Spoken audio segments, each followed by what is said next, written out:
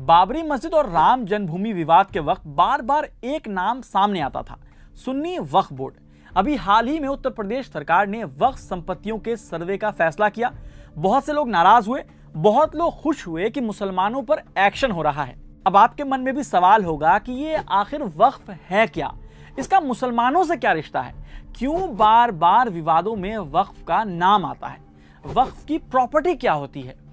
ऐसे ही सवालों के जवाब आसान शब्दों में समझाने के लिए हम लेकर आए हैं नई सीरीज क्विंट एक्सप्लेनर, आसान भाषा में। तो सबसे पहले आपको एक रोचक तथ्य बताते हैं, फैक्ट बताते हैं। भारत में रेलवे और रक्षा विभाग के बाद सबसे ज्यादा प्रॉपर्टी वक्फ के पास है। अब आप कहेंगे इतनी संपत्ति, मतलब बहुत अमीर हैं। अब कितने अमीर हैं इस पर बात वीडियो में आगे करेंगे, लेकिन पहले एक एक कर सबसे पहले आपको बेसिक समझाते हैं। तो पहला सवाल है कि वक्फ क्या है। वक्फ जो है वो अरबी शब्द है, मतलब होता है रोकना। इस्लामिक नजरिए से कहें तो वैसी चीज या संपत्ति जो लोगों के हित के लिए अल्लाह के नाम पर दान की जाती है, मतलब चैरिटी।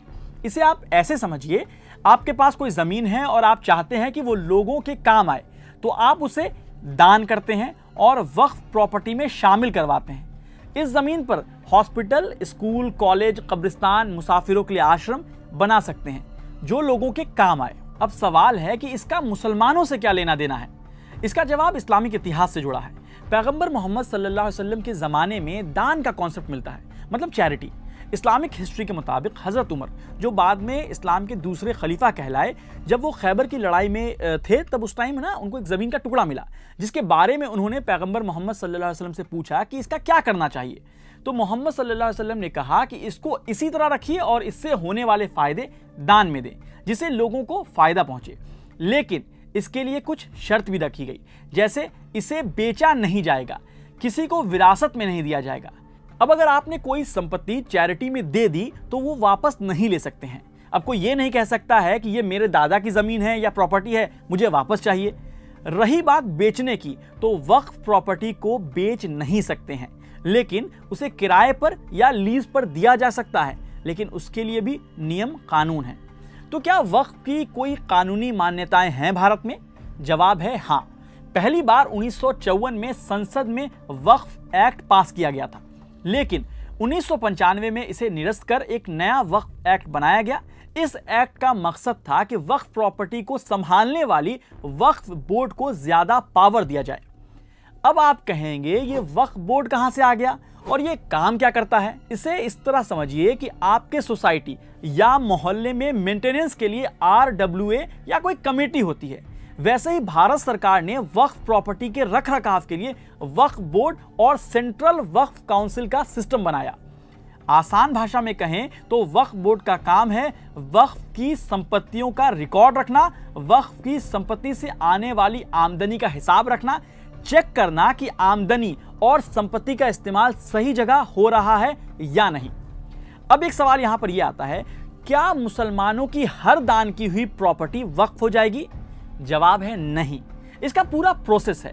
कोई प्रॉपर्टी वक्फ के तहत तभी आएगी जब उसके लिए वक्फनामा या कहीं एग्रीमेंट तैयार होगा, जिसमें बताना होगा कि किस मकसद से आप दान कर रहे हैं, चैरिटी कर रहे हैं। फिर वक्फ बोर्ड सर्वे करता है, फिर बाकी कागजी काम जैसे सरकार के रेवेन्यू रिकॉर्ड में लिस्ट कराना। अब आते हैं उस सवाल पर जो हमने पहले किया था कि वक्फ बोर्ड कितना अमीर है।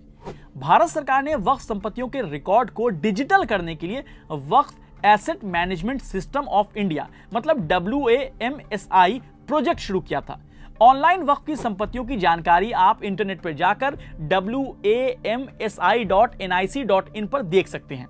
30 सितंबर 2022 तक की गई एंट्री के मुताबिक देश भर में 32 वक्फ बोर्डों के पास कुल मिलाकर करीब 3.5 लाख वक्फ एसेट्स, करीब 8.5 लाख अचल यानी इमूवेबल प्रॉपर्टी और करीब 16,000 चल मतलब मूवेबल प्रॉपर्टी वक्फ की संपत्तियां हैं। आसान भाषा में कहें तो इमूवेबल संपत्ति मतलब कोई घर, जमीन, ऑफिस, और मूवेबल प्रॉपर्टी जैसे पैसे, शेयर, बर्तन या अनाज। वक्त पर काम कर रहे पत्रकार अफरोज आलम साहिल से हमने बात की इस टॉपिक पर, तो उन्होंने कहा कि वक्त प्रॉपर्टी की असल संख्या कहीं अधिक हो सकती है, क्योंकि देश में बहुत सी प्रॉपर्टी लिस्ट में दर्ज ही नहीं है। साथ ही वक्फ प्रॉपर्टी पर लगातार कब्जे होते रहे हैं। 30 सितंबर 2022 तक की गई एंट्री के मुताबिक कुल 8.5 लाख अचल संपत्तियों में से करीब 57,000 वक्फ प्रॉपर्टी पर गैर कानूनी कब्जा है और करीब 4 लाख से ज्यादा वक्फ प्रॉपर्टी की कोई जानकारी ही नहीं है। अब एक सवाल यह है कि क्या वक्फ की संपत्ति सिर्फ मुसलमानों के लिए है? इसका जवाब हमने अफरोज आलम साहिल से पूछा।